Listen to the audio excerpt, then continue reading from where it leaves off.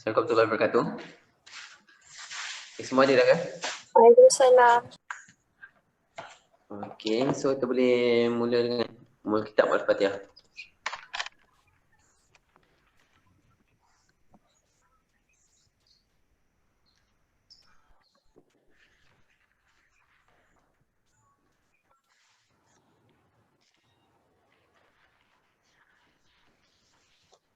Alhamdulillah, wassalatu wassalamu ala asyrafil mursalin. Okay, you guys year 5 ke year 3 ya? Year 5. Year 5. Year 5. Seminar kan? Seminar kan ni kan? Okay, ada berapa ni presentation? 4. 4 ya? Oh, rasa cepat ni. Okay, semua aware kan? Hari tu saya ada bagi assessment rubric. Ada kan? Ada. Marking scheme untuk seminar. Ada kan? Ada. Okay, so presenter, so I akan bagi markah based on that lah, based on that rubric. So saya boleh start kot. Siapa start tu? Saya Okay, sekejap eh. Nama? Badrul Nizam. Badrul Nizam. You block apa? You guys ni year 5 block apa? Blok 1. Block 1. Block 1 group? Ni group apa ni? Semua group. D, group D. Oh, group D. Okay.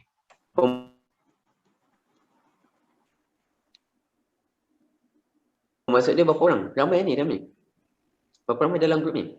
1 28. posting. Oh, 28. 28 lah. 20. Okay, semua orang lah dalam ni eh? Okay lah, boleh lah kat situ, boleh present lah. Okay. Haikal, can you... Okay, so Bismillahirrahmanirrahim. Assalamualaikum warahmatullahi wabarakatuh. I bid to Dr. Alwi and also my friend. So today we'll be presenting teaching seminar 4, which consists of pubertal development and staging, delayed puberty, precocious puberty, and also ambiguous genitalia. So my name is Muhammad Badrul Nizam, 1615603. So I'll be presenting about pubertal development and staging. So next. Okay, so this is my outline of presentation, which start with definition, physiology, physical changes during puberty, pubertal sequence and staging, lastly, the reference. Next. Okay, so what is puberty? So according to the up-to-date, puberty is a general term used for the transition from sexual immaturity to sexual maturity, which changes a children into an adult. So in another word, puberty is a stage of physical maturation in which the individual become physiologically capable of reproduction. So the onset of puberty, it is said that to be different according to the gender, race, and also ethnicity. But generally, female will attain puberty earlier than the male, which is around 10 to 14 years old, while male will attain puberty around 12 to 16 years old. So the determinant of the onset of the puberty, such as the genetic, where the studies show that in female, the timing of the puberty is based on the timing of her mother first menarche, and also it's also influenced by the body fat and also leptin level, in which the individual who are overweight and also obese are more susceptible to attain early puberty than other due to the influence of the leptin level, which is produced by the adipocyte, in which this leptin, it will influence the secretion of the gonadotrophin releasing hormone from the hypothalamus. And also the environmental stress also will affect the onset of puberty, which is associated with the early onset of puberty. Okay, so there are several physiological events that occur during puberty, such as gonadarchy, which is the activation of the gonad by the pituitary hormone, mainly follicular stimulating hormone and also luteinizing hormone. Adrenarche, which is the production of the androgen by the adrenal cortex. Telarche, which occur in a woman, which is the first appearance of the breast bite or breast tissue due to the action of the estrogen from the ovary. Fourth one is pubarchy, which is the appearance of pubic hair due to the effects of the androgen, which is also applied to the first appearance of other androgenic changes such as axillary hair, body odor, and also acne. And menarche, which is a first menstrual bleeding. Next. Okay, so physiology of puberty.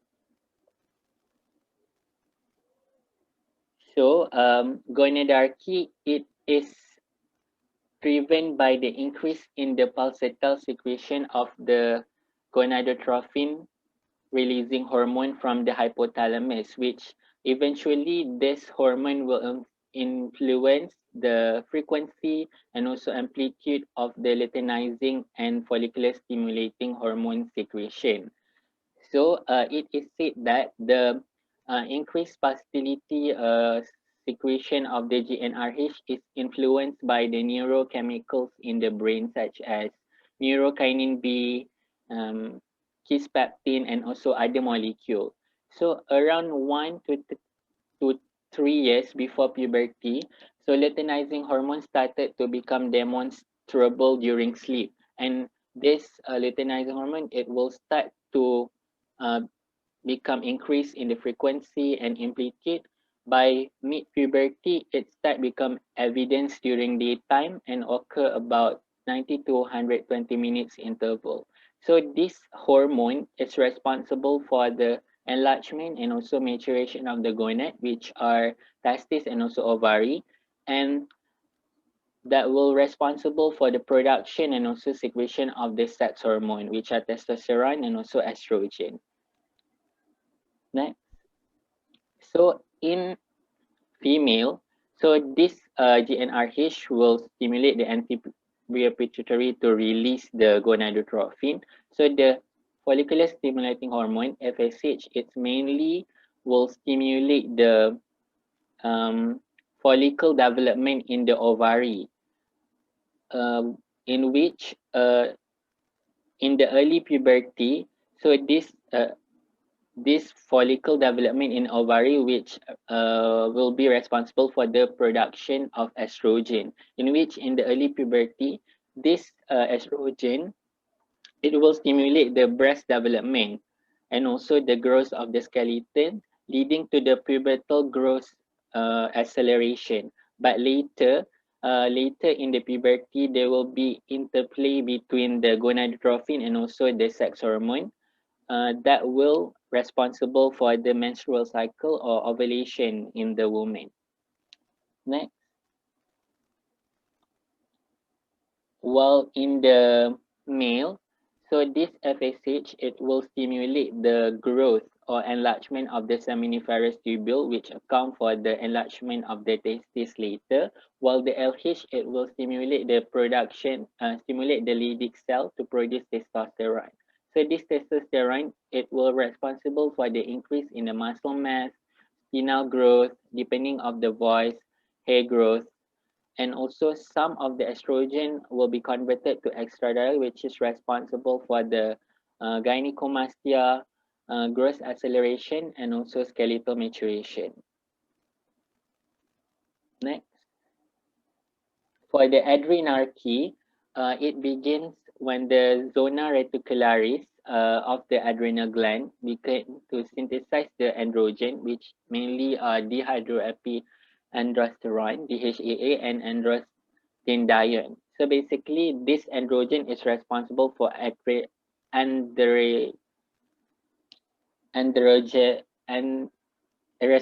androgenic changes, which are growth of the pubic axillary hair, body odor, and also acne.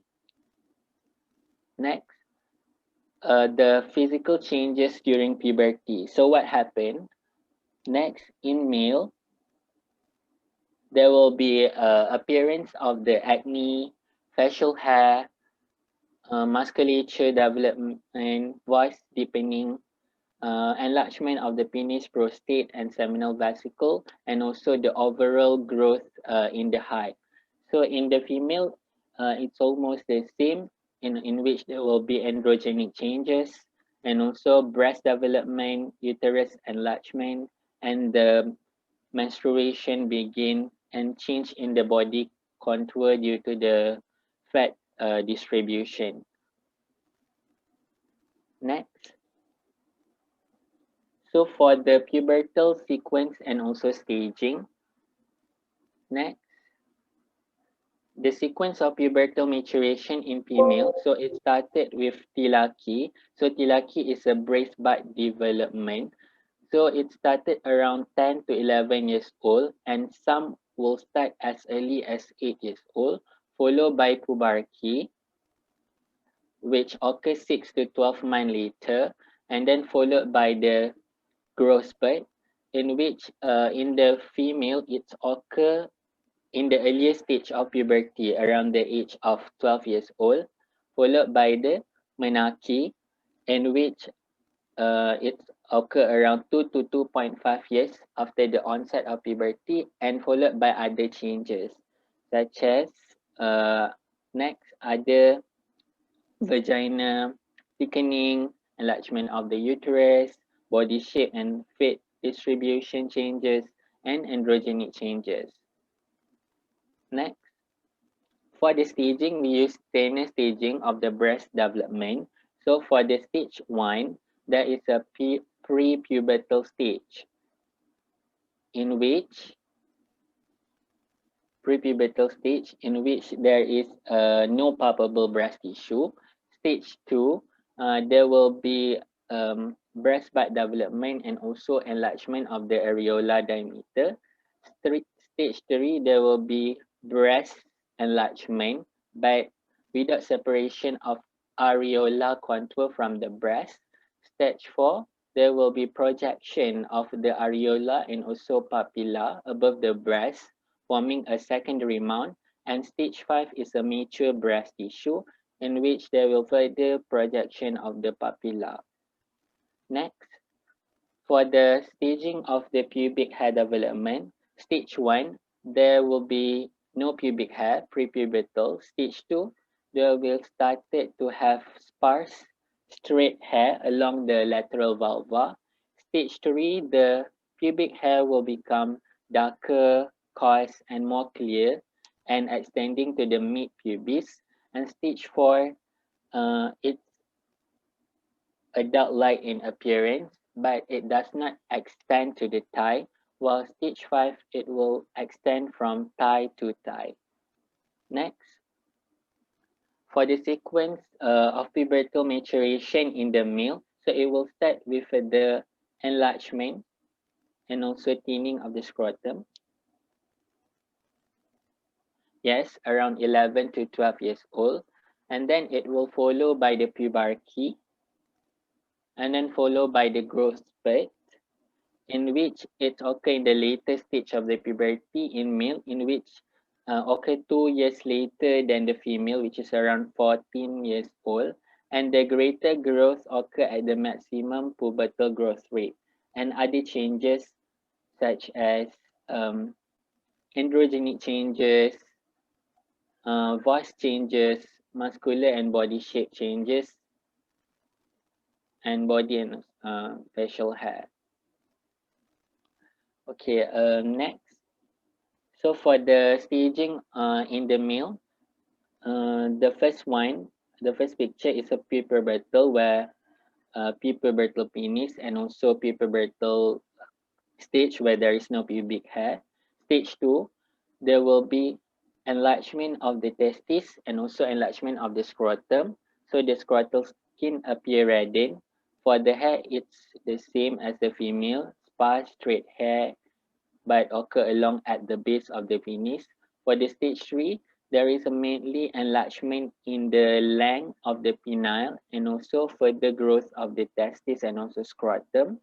The pubic hair started to become more coarse, darker, clear, and extending in the mid-pubis. For the stage 4, there will be enlargement in the penile breadth or penile width, and also further development of the testis, of the glands, and also of the scrotum. So the hair will becoming adult-like in appearance, but it does not extend to the thigh. But in the stage 5, there'll be adult genitalia, and the hair will extend from thigh to thigh. Next. So this is a summary of the pubertal maturation in the girls and the boys. I guess you can refer it later. So next, this is my reference from the Nelson textbook of pediatric, illustrated textbook of pediatric, and also up to date. So any question from the floor?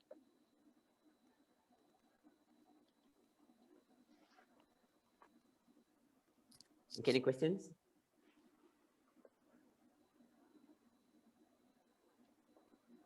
So no Anyone? question. Okay, it's very important. Because what is puberty is very important. I mean, in clinical, what is puberty is very important.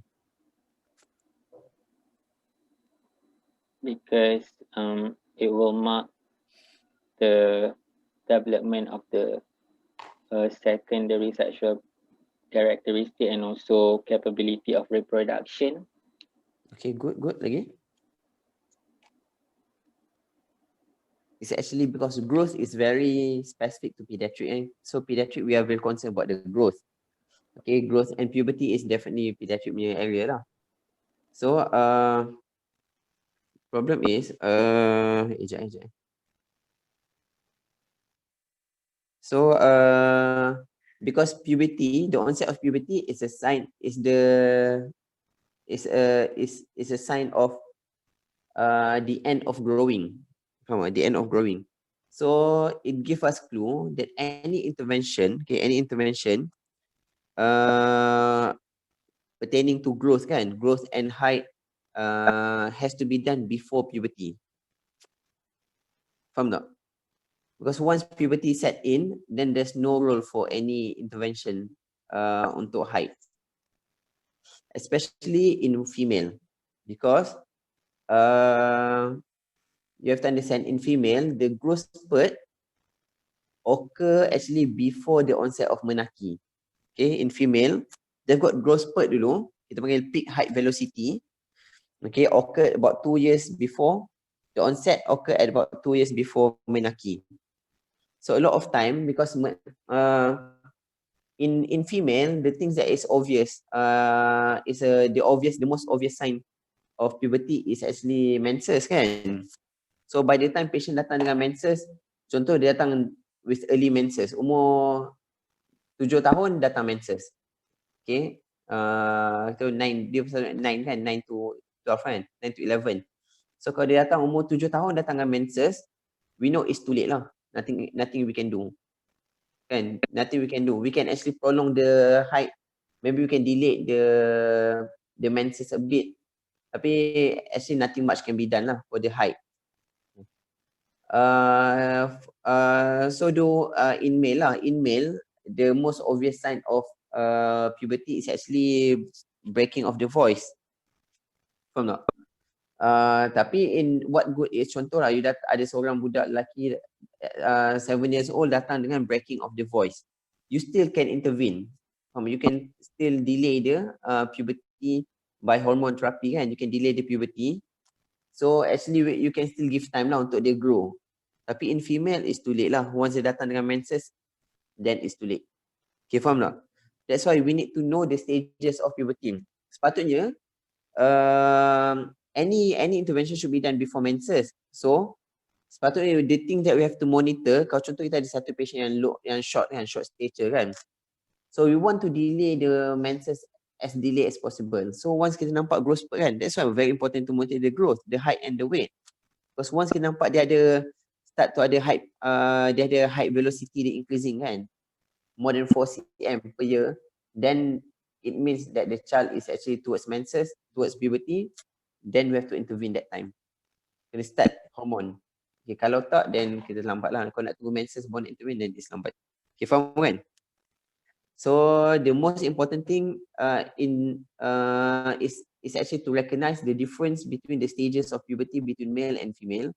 Where male, the height occur later, peak height velocity occur later, but for female it occur first. It's one of the first stages before menses. Okay, faham kan? Okay, next. Ada soalan tak? Ada soalan tak? Anyone got questions? Okay, kalau tak ada boleh ni lah. Okay, next. Okay, so, can you hear me? Yes. Okay, so next topic is delayed puberty. So I'm Muhammad Syahmi bin Yahya, 1614059. So Assalamualaikum. Sorry. Alah, saya di emergency pula. Bagi saya dalam 5-10 minutes. Okay, okay. sorry lah. Hari Isnin saya ada klinik. Sepatutnya dia tak ada bagi kelas hari Isnin. Tapi nak tukar dah last minute. Okay, sorry. Okay. Aku present terus Okay.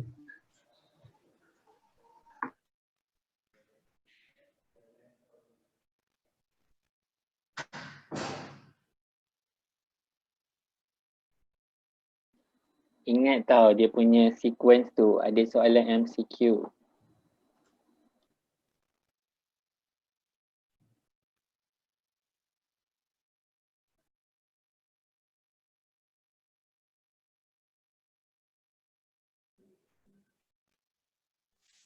Badrul nak tanya sikit yang untuk FSH dalam female tu dia akan stimulate apa? Follicular development, Oh, follicular development. ovarian follicle. Okay, thank you.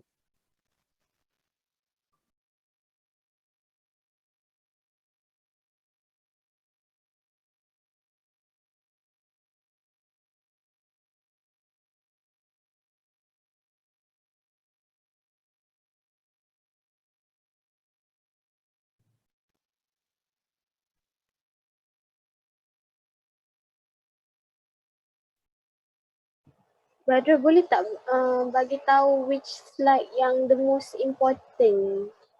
I mean, among your slide tu, slide yang mana yang very important lah? Yang tu, yang paling penting sebenarnya yang pubertal development punya sequence tu dengan staging tu.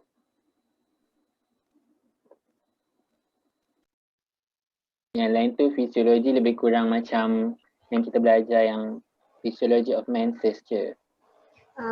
Okay. Alright. Thank you.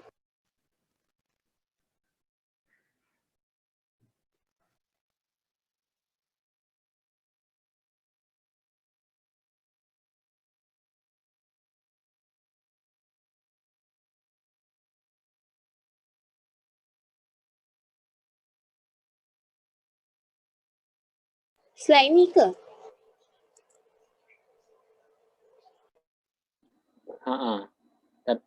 Tapi kalau macam tak boleh ingat yang ni, ingat yang tu lah, yang sebelum tu, yang arrow tadi tu. Yang telaki, pubarki, prospect, menaki, and other changes. Ada changes tu gonadaki dengan adolaki ke? Ada changes tu yang vaginal thickening semua itulah. And adrenarche punya changes, androgenic changes juga.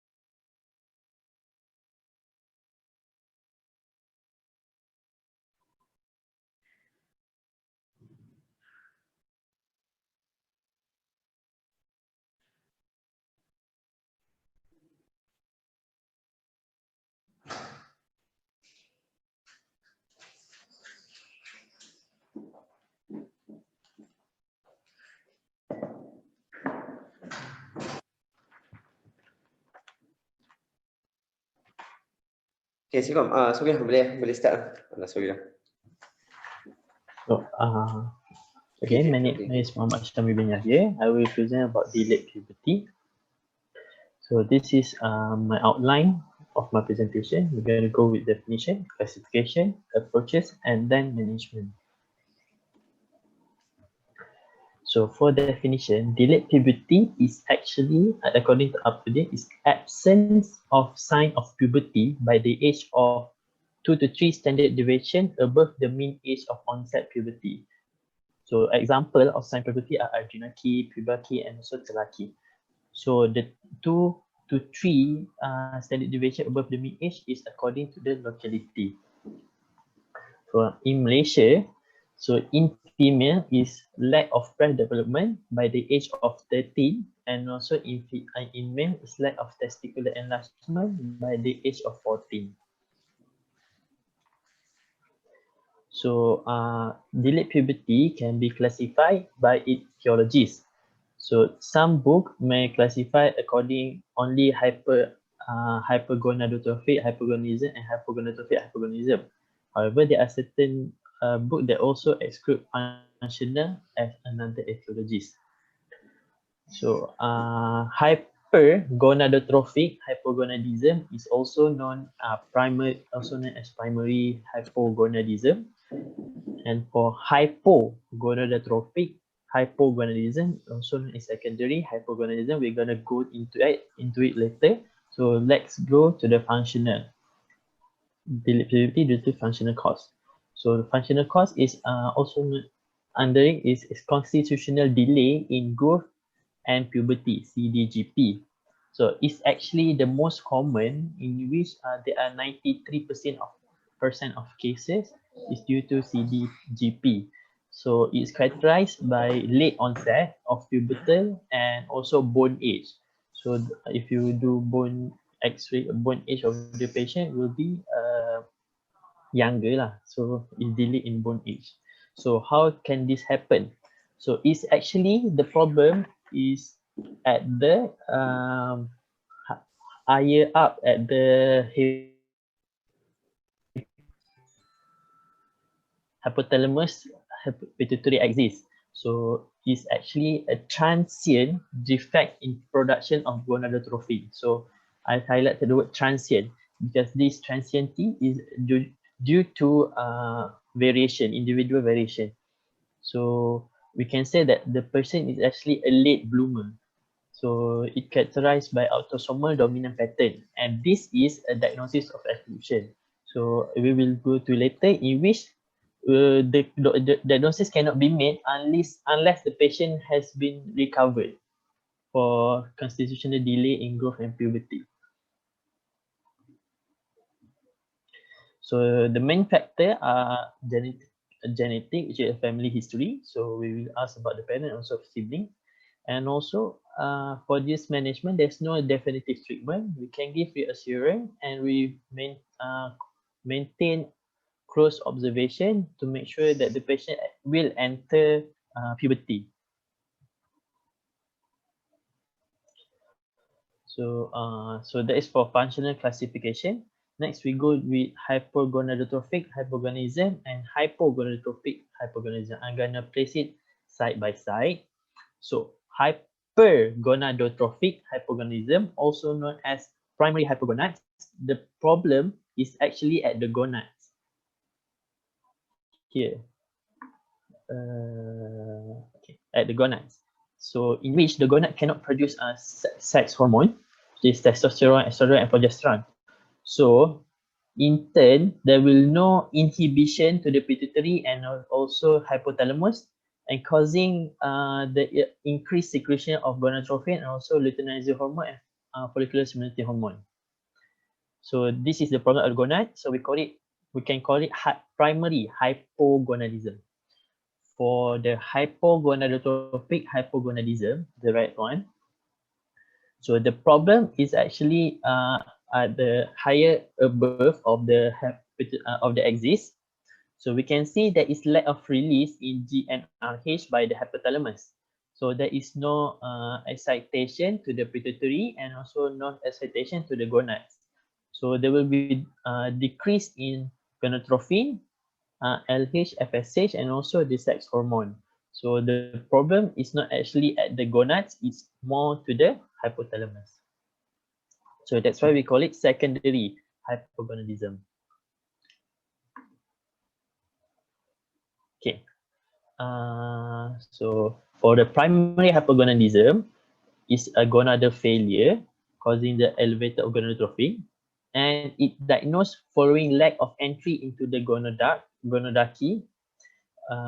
Is can be usually associated with chromosomal disorder that affect the sex chromosome, which is Klinefelter and also Turner syndrome, such as Klinefelter syndrome.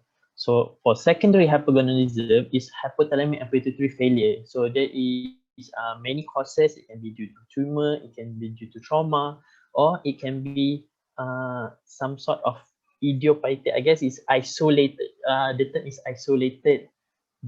Isolated gonadotrophin deficiency. I will go to it later. So as I mentioned, the causes, this is causes. For the primary hypogonadism, there is sex chromosome abnormality, such as Klinefelter, in which the children will have more sex chromosome, and for Turner syndrome will be less sex chromosome. Okay. So in steroid, they can also be caused by steroid hormone enzyme deficiency. This is the problem of the adrenal gland, and also it can the problem can be caused by acquired gonadal damage. So basically, any damage to the gonads cause it to failure. Render it to failure, that is primary hypogonadism and can cause delayed puberty.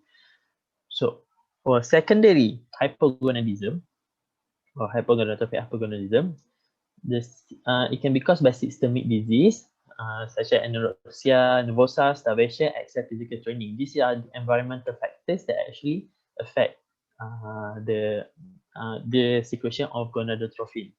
So there are also reported cases of cystic fibrosis, severe asthma, Crohn's disease, and organ failure. So I'm not really sure how it caused, but when there is problem at the organ, it can cause organ of the secreting organ. It can cause secretory failure of the gonadotrophin. So it can also be caused by hypothalamic pituitary disorder. So it could be due to pituitary dysfunction, isolated gonadotrophin and growth hormone deficiency, the one I mentioned just now, and also intracranial tumors such as craniopharyngioma. And it could also be caused by Kalman syndrome. So Kalman syndrome is actually, I will explain, we have another slide later. And hypothyroidism can also cause reduce in gonadotrophin reduce in gonadotrophin release and can cause delayed puberty.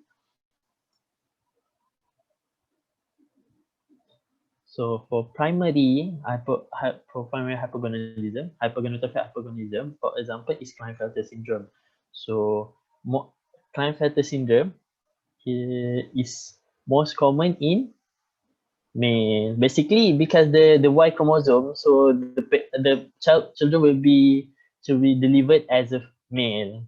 So is a male boy punya disease. With the extra XXY chromosome. So it can cause testicular failure, and then this damage the seminiferous tubules. So and also the Leydig cells. So when this two organ is damaged, so there will be reduced in hormone secretion, testosterone hormone secretion, and reduce in sperm level. This can cause infertility. So reduce in the sexual hormone secretion can cause decrease in virilization and also lack of growth of the testes. So the high incident of cryptorchidism, in which the testicle does not descend into the scrotum. So in Turner syndrome, this is the disease of the female because there is no Y chromosome. So the common cause is a common cause of ovarian failure and short stature. So actually, in Turner syndrome, the gonads or the ovari is dysgenesis, in which this only contains small amount of connective tissue and also crinkle up ataupun atretic follicles, follicles that shrunken. So these structures cannot produce estrogen, estradiol. So since there is primary hypogonadism, the normal hypothalamic and pituitary function, so the elevated luteinizing hormone and follicular stimulating hormone. So the symptoms, the signs are shown in the picture. Okay, webbing of the neck. Patient can also come with cortege of aorta, straight ovaries, pigmented nerve, and peripheral lymphadenoma at birth. So this is the sign that we're going to see suggest for Turner syndrome. So we can treat with estrogen therapy to induce the secondary sexual development. Now, for the secondary hypogonadism or hypogonadotrophic hypogonadism, so that is also a disease called a condition called isolated gonadotrophin deficiency. So this is due to, there is no specific cause, so it's inability to release gonadotrophin with no pituitary abnormality. So most universally the result of absence of gene enhancement. So there's no organic problem, but there is isolated gonadotrophin deficiency. So when this is suspected and the patient has anosmia, we can call it Kallmann syndrome, because actually what happened in Kallmann syndrome, there is mutation happened to the patient. So during fetal development, the new gonadotrophic neurons doesn't migrate to the sella tussica, to the Raschke pouch. So it resides in the nasal area. So what actually happened, it will disturb not only the gonadotrophin release, it will also disturb the olfactory bulb at the nasal area. So it causes the patient to have hyponosmia or anosmia. So if we do MRI, we can see that the patient will have no olfactory sulci. So other symptom or finding in Kallmann syndrome is disorder of the hand, such as lobster claw hand deformity, and also absence of kidney, delayed puberty, and also anosmia or hyponosmia. So the picture on the right is actually a claw deformity, a patient with claw deformity, and that is Anna Hathaway with claw hands. Okay. So how do we approach this delayed puberty patient? So first we go with history, physical examination, and investigation. Okay. First, history. So for history, we must really understand, is it pubertal absence or pubertal stall? So pubertal stall is actually the puberty has started, but it stopped for a while, for around one years or 2 years. So we could also ask for environmental factors such as nutrition. Is the patient is actually anorexic, or is there any excessive exercise, because this can cause secondary hypogonadism, or any other underlying medical illness. So if there any maybe there is other congenital abnormalities, or if there are any family history in the patient, we can maybe suggest CGDP. And also, if there is alteration of sense of smell, this is for detect for Kallmann syndrome associated with delayed puberty. For physical examination, we suggest to look at the growth parameter of the patient, because the patient with delayed puberty, especially congenital deficiency CGDP patient, will have short stature. So and also we observe for secondary sexual characteristic, as mentioned by Badrul just now, internal staging, and also systemic examination. We like to check for congenital abnormalities. So this is where we can highlight any Turner, Kallmann, or Klinefelter's. And we test for visual fields because if there is any pituitary tumor that cause delay in puberty, the pituitary tumor itself can compress the optic chiasma and caused by temporal hemianopia. It's a classical sign. And also sense of smell. We test for sense of smell. This is to check if there any hyponosmia or anosmia. For investigation, so we do blood investigation to check for any nutritional deficiency, like check for albumin, check for, and also if there is occult chronic disease. So maybe the patient already have a chronic disease, such as cystic fibrosis or something, but underdiagnosed. So we check for that. For this is endocrine case, we check for the endocrinology test lah. So we check for all the sexual hormone, we check for prolactin if we're suspecting prolactinoma, and thyroid function because hypothyroidism can cause delayed puberty. Secondary hypogonadism. And also in CDGP patient, we check for bone age. So how is it done? Is we x-ray the left wrist and hand.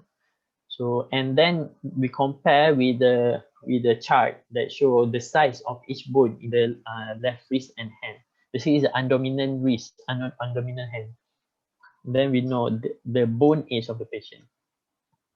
So additional testing, we can do karyotyping to check any chromosome abnormalities, pelvic ultrasound to check for the ovary, especially in the female, and pituitary imaging if there any defect, any problem, or any organic causes. And in CGDP patient, is actually a diagnosis of exclusion. So what we do is we follow up closely until the patient is reach normal development, then we can diagnose with CGDP. This is what I mentioned, that when the patient reach puberty, then we can say we diagnose the patient with CGDP. So for management, so the main thing is to treat the cause of the delayed puberty. So if there any primary hypogonadism, we treat the cause. If they're secondary, then we really need to treat the cause. If there any tumor, then we set the tumor or accordingly to the main cause. So for patient with presumed CDGP, we give reassurance, we give psychological support, and also we may induce short-term hormonal therapy. So any puberty induction, we should actually consult pediatric endocrinologist. So if it's due to other cause, we treat the underlying cause. If thyroid, we give thyroid hormonal replacement therapy. If dopamine, we give dopamine in prolactinoma, and also in primary gonadal failure, we can give hormonal replacement therapy. So this is my reference. Any questions?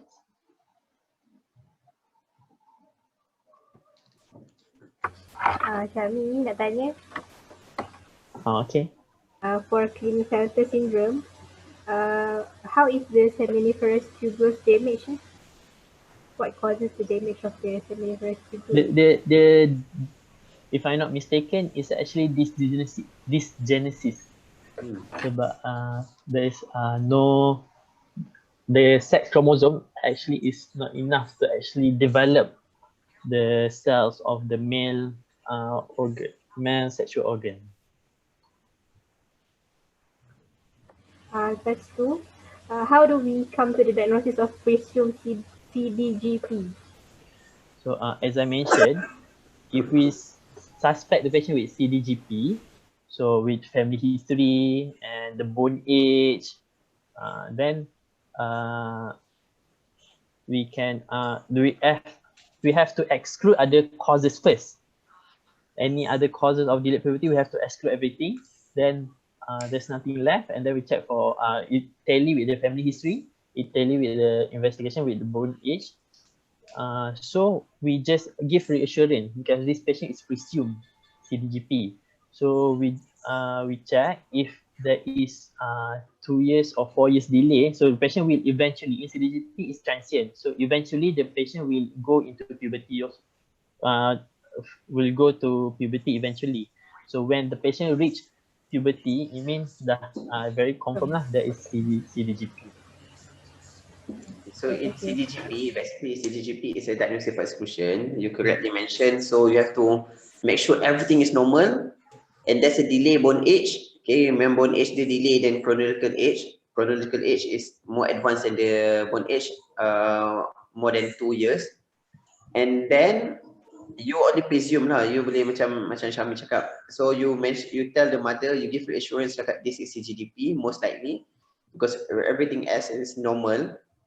Then you confirm the diagnosis after patient reach puberty. So after patient reach puberty kan, you tengok because initially waktu patient presented, you akan nampak dia punya height potential is actually is lower than the dia punya height projection is lower than the height potential. Okay, because our topic is mainly on puberty, we don't actually talk about short stature or tall stature kan. Actually it comes hands in hands lah. Okay, puberty and height it should comes hand in hand. So I think maybe later in future I can rearrange kot you punya presentation rather than we focus on puberty per se. It should be discussed together with height, with growth problem. So anyway, so later once the child reach after the child the puberty sets in, then the child will actually eventually reach the final targeted height. So waktu tu you akan kata this is a confirmed diagnosis of CGGP. Faham tak? Okay, faham kan? Tapi make sure everything else is negative lah. And again, because it is autosomal dominant, then you should ask the parents, dia ada tak lambat? Lambat period. Contoh, that's why when it comes to period kan, puberty, you have to ask the mother at what age the mother attend menarche, what age the sisters attend menarche, and then what age the father actually attain the height. Macam ada growth spurt tu bila? Because male you tanya growth spurt, you better mimpi, tapi usually mimpi ni macam orang lupa kot. Tapi growth spurt is usually people will remember. So kalau ayah dia kata, oh umur 15 tahun baru tiba-tiba CJ tinggi, then we expect the child should grow at the same rate. So 15 tahun lah dia akan ada growth spurt. Okay, lagi? Any more questions?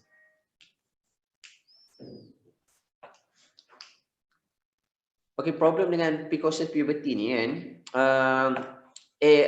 delayed puberty ni, they usually presented with what? What is a common complaint?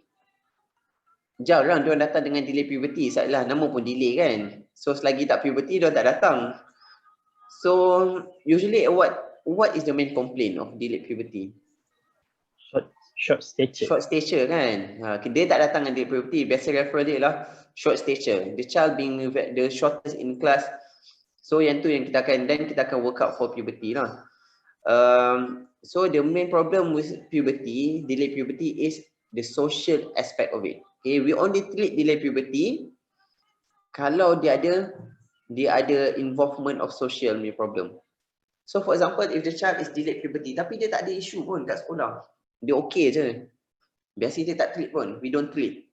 Okay, unless kalau memang patient ni memang ada kita dah buat patient datang, unless dia memang short stature, maksudnya the main concern is short stature, then kita treat. Okay, but not all macam CGDP kita tak treat lah. And mainly I think about 70 to 90% of the cases are actually CGDP. So we rarely treat delayed puberty.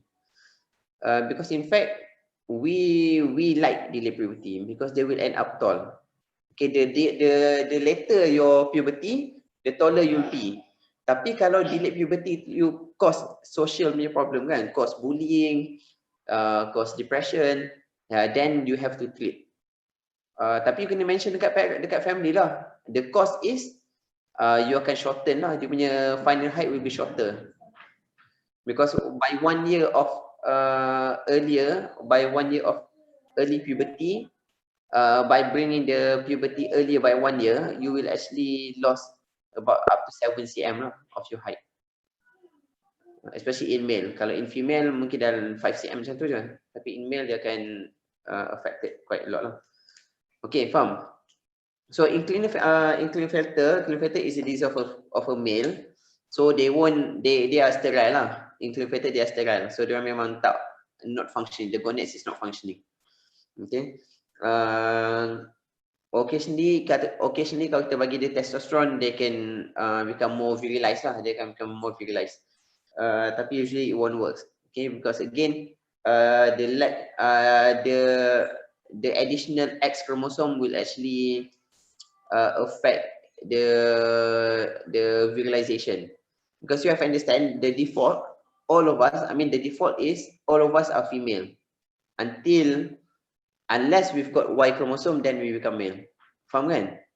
Because if there's no any intervention or there's no any interruption or intervention by your Y chromosome or by your gene SRY gene, by your hormone testosterone, then you won't become male.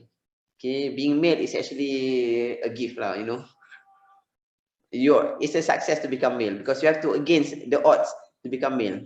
Okay, because if not, by default, your Wolffian, your Mullerian structure is actually your default, and then your Wolffian will actually develop with the help of your Y chromosome and SRY gene on your Y chromosome. Okay, anyway, actually I ada satu problem. I memang really need to say sorry to you guys. Apparently we've got a visit from Jabatan Pertanian. I tak tahu, kita dah been follow up them for years. Tiba-tiba hari ni diorang datang, diorang inform tadi diorang dah sampai. So I kena pergi jumpa diorang because ada projek pertanian lah dekat hospital ni. So I rasa I kena postpone the class. Ada masa lain tak yang you guys boleh ni? Kau tak, it's not fair for you guys. Memang I kena, I tak ada choice lah. Diorang dah sampai pun diorang call. I baru dapat phone call tadi. Kata diorang sampai dah. So boleh kita postpone ke for the next ni? Boleh. Bila yang you guys free? Tomorrow evening we have no class. Pukul berapa? Esok kita ada kelas pukul 9 pagi dengan doktor jugalah. Tapi petang tak ada kelas dah kalau doktor nak buat. Pukul berapa tak kisah. 9 pagi dengan saya esok pagi. Okay, kalau macam tu petang esok Selasa kan? Selasa kan saya di CME. Pagi tu boleh tak pagi tu? Pagi tu kita ada TS5 dengan doktor. TS5 tau stature growth TS5. Ya doktor, tau stature. Okay, good. Okay, I nak minta tolong Badrul Nizam. Can you prepare a slide untuk tomorrow? Kita cerita pasal the sex differentiation and also sex determination. A short slides on that, more on biology, because it should be included in your puberty ni. Tapi it's not there in the slides. So you masukkan, esok you present that first, and then we continue. Tapi jadi lama sangat pula, alamak. It's okay, tak apa. Kita akan go through very quickly. Unless kalau you willing to wait. Saya rasa I pergi tu mungkin dalam sejam juga kot. Kita jumpa balik dalam pukul 12 ke, boleh tak? Sambung. Ke nak esok je? Saya esok macam jadi lama sangat pula. Boleh tak? You guys nak sambung kejap lagi dalam start pukul 12? Sekarang dah pukul 11. Pukul 12 sampai pukul 1 ataupun you guys nak... Tak apa, esok lah senang. I tak boleh jamin lah. Saya tak tahu diorang ni sampai pukul berapa. Cuma Badrul Nizam esok, the priority is you tolong present, prepare slides, maybe like 3 or 2, even 2 slides on sex determination and sex differentiation. Just picture pun tak apa, and then you explain on the picture. Lepas ni kita continue this and boleh tak bagi I the slides and also slides untuk esok. So slides untuk esok dan slides untuk hari ni bagi kat I. Nanti I try combine them and then you present esok lah. Boleh tak? Okay, doktor. Sorry lah guys. Jangan kabut lah. Apa doktor? Okay. Thanks. Any question you can just WhatsApp me lah. Thank you doktor. Thank you doktor. Thank you, doktor.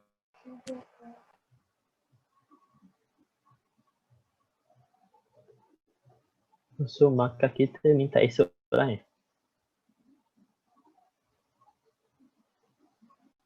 Tak ada markah. Kau tanya banyak soalan, kau kena bagi markah. Nak tanya, doktor minta slide tu, slide untuk Sampingan. TSC study apa? Untuk esok dan hari ni. Oh, Untuk so untuk esok dan hari ni. Okay. seminar esok dan juga seminar hari ni. Alright. Thank you.